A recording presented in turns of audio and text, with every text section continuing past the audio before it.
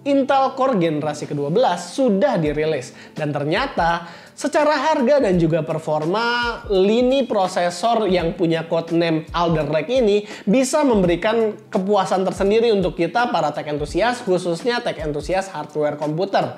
Waktu itu kita udah pernah bikin review video Core i5 12600K, tapi di video itu kita nggak terlalu ngejelasin bagaimana cara bekerjanya Intel Core generasi ke-12 ini. Dan kayaknya beberapa dari kalian ada yang belum update dan juga mungkin ada yang nggak update tentang bagaimana sih cara bekerjanya Intel Core Alder Lake ini.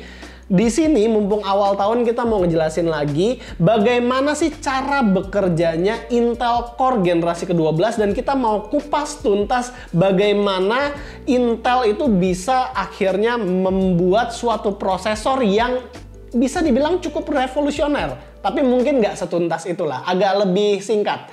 Sekaligus kita juga mau menampilkan performa dari Intel Core i9 12900K.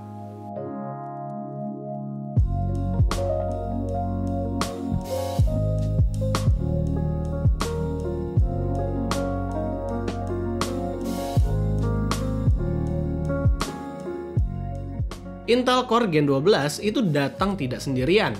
Prosesor ini datang disertai oleh kemunculan Windows 11, PCIe Gen 5, dan juga memori DDR5.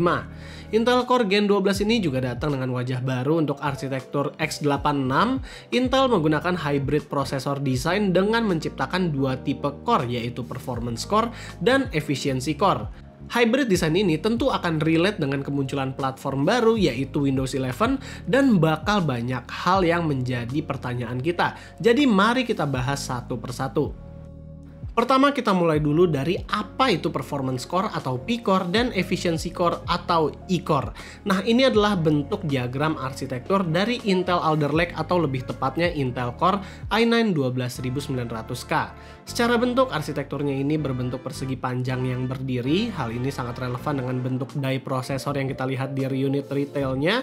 Bisa kita lihat di sini terdapat 8 buah P-Core atau kotak-kotak yang berwarna biru tua dan terdapat 8 buah E-Core atau kotak-kotak yang berwarna biru muda. Ukuran P-Core terlihat lebih besar di mana satu buah P-Core itu besarnya hampir sama dengan 4 buah E-Core. P-Core sendiri akan bekerja untuk kegiatan yang membutuhkan low latency, sedangkan E-Core akan bekerja lebih baik untuk skenario multithread ataupun skenario yang power limited. Setiap satu unit P-Core akan memiliki potensi untuk menjalankan multithread atau hyperthreading, sedangkan satu unit E-Core adalah satu thread per core. Itulah sebabnya pada Core i9 12900K ini disebut memiliki 16 core dan 24 thread. Kita akan bahas P-Core-nya terlebih dahulu. Bisa dibilang P-Core ini adalah core yang biasa kita kenal di generasi yang lalu. P-Core di sini memiliki codename Golden Cove atau sebuah arsitektur core yang lebih sempurna dari Willow Cove di generasinya si Tiger Lake ataupun Cypress Cove-nya si Rocket Lake. Golden Cove P-Core ini memiliki lompatan performa yang signifikan jika dibandingkan dengan Intel 10 Gen atau Intel 11 Gen sekalipun. Bahkan performa Intel Alder Lake ini disebut mirip dengan saat kemunculan Intel Sandy Bridge ataupun Intel Skylake pada zaman dulu. Golden Cove P-Core ini diklaim memiliki peningkatan IPC sampai 19% apabila dibandingkan dengan Cypress Cove-nya si Intel Rocket Lake. Peningkatan IPC yang luar biasa tersebut berasal dari upaya Intel yang secara berani menambahkan mesin decodernya dari 4 white menjadi 6 white micro architecture. Penggunaan desain 6 decoder ini merupakan yang pertama kalinya untuk sebuah prosesor x86. Selain itu terdapat juga faktor-faktor penunjang lain yang kayaknya bakal kepanjangan kalau kita bahas. Intinya peningkatan IPC 19% ini adalah salah satu lompatan performa yang paling tinggi yang dialami Intel selama 1 dekade terakhir. Next kita akan bahas E-Core-nya yang punya codename Intel Gracemont. Walau kesannya E-Core ini adalah sebuah core yang diperuntukkan untuk komputasi ringan, namun jangan salah bro. E-Core ini punya performa yang lebih kencang daripada Intel Skylake atau generasinya Intel Core i7 6700K. Bahkan E-Core ini punya konsumsi daya yang jauh lebih rendah dibandingkan Intel Skylake. Nah, sekarang yang menjadi pertanyaan, gimana caranya P-Core dan E-Core ini bekerja? Sebelumnya kita mau kasih tahu dulu bagaimana core dan thread bekerja sebelum Intel Alder Lake ini lahir.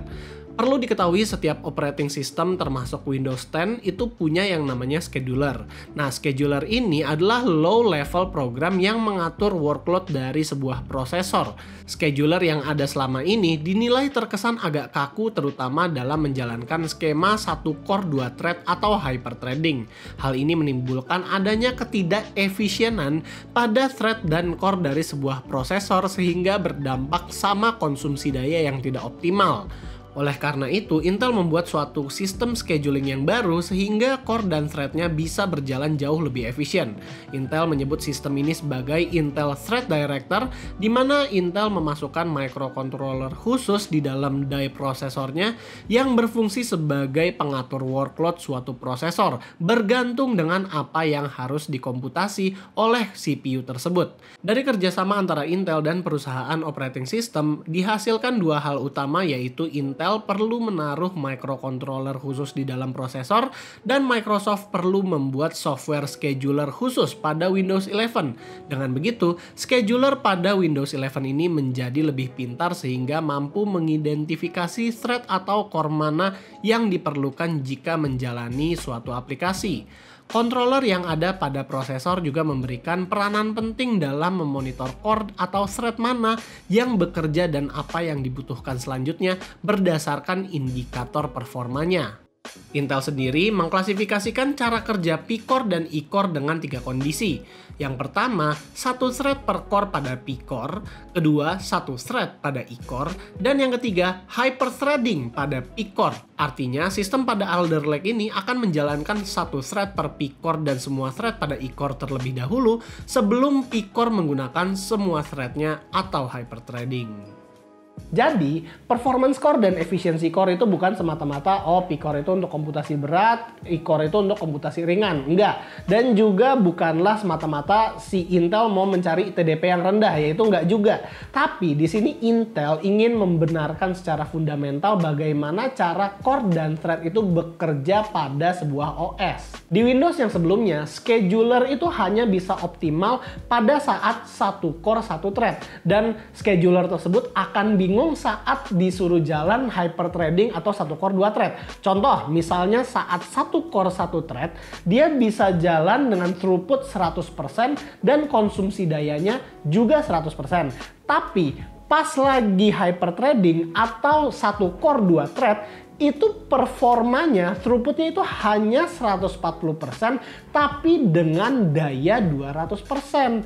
Nah, inilah yang disebut tidak efisien. Nah, di Windows 11, schedulernya itu dibuat lebih smart dan juga lebih efisien karena efficiency core akan aktif sebelum masuk ke hyperthreading. Makanya di kasus ini nggak bisa juga dibilang kalau efficiency core adalah untuk kaum entry level, karena E-core itu dibuat untuk menopang P-core pada saat komputasi berat yang umumnya ada di sistem high-end. Buktinya Core i3 12100 dan juga Core i5 12400 itu tidak mempunyai efficiency core sama sekali. Nah, dari sini sebenarnya kita bisa berspekulasi mungkin inilah alasan utama kenapa lahirnya Windows 11. Jadi Windows 11 itu memang ada atau diciptakan untuk mengakomodir P-core dan E-core-nya Intel Alder Lake. Dan kalau misalnya kita pikir-pikir mungkin Microsoft juga berspekulasi kalau nanti ke depannya prosesor-prosesor yang akan rilis di masa depan itu akan menggunakan dua jenis core yang berbeda seperti ini. Nah, jadi kita dari tadi udah ngomongin secara teknis arsitekturnya. Sekarang kita akan masuk aja ke Core i9 12900K. Core i9 12900K, jika kita lihat dia punya 16 core dan 24 thread. Intel nggak lagi menggunakan terminologi TDP untuk mengukur konsumsi dayanya, melainkan menggunakan penamaan base power dan turbo power.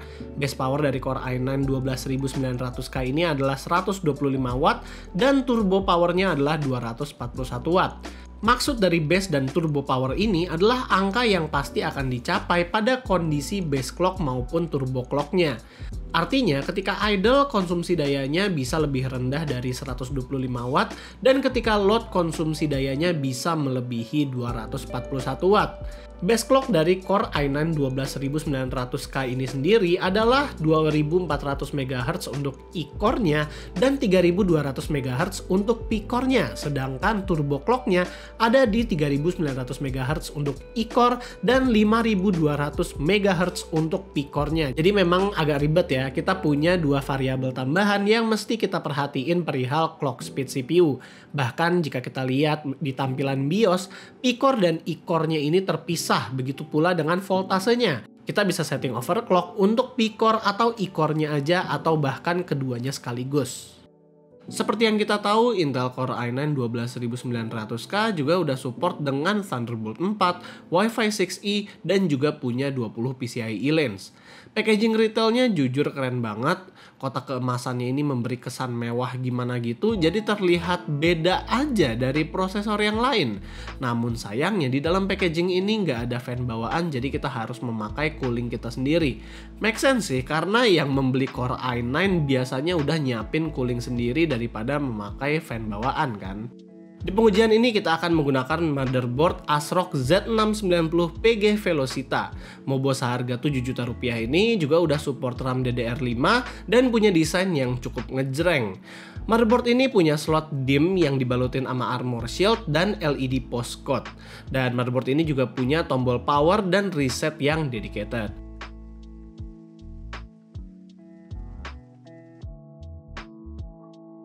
Untuk VRM-nya juga kelihatan cukup oke, di heatsinknya terdapat kipas kecil tambahan, dan inilah bagian VRM-nya jika heatsinknya kita lepas. ASRock bilang VRM-nya menggunakan skema 16+1 power stages, di mana 16 power stages-nya tersebut menggunakan skema paralel yang artinya Mobo ini punya 8 phase untuk V-core dan 1 phase untuk iGPU.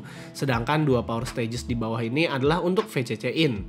MOSFET yang digunakan adalah ISL99360 dan PWM controllernya adalah Renesas RAA229131 yang dapat mengakomodir sampai 10 power phase. VRM-nya menurut kita sih udah cukup oke di harga segini, dan kita bisa lihat input filtering pada VRM-nya ini menggunakan aluminium SMD polymer kapasitor.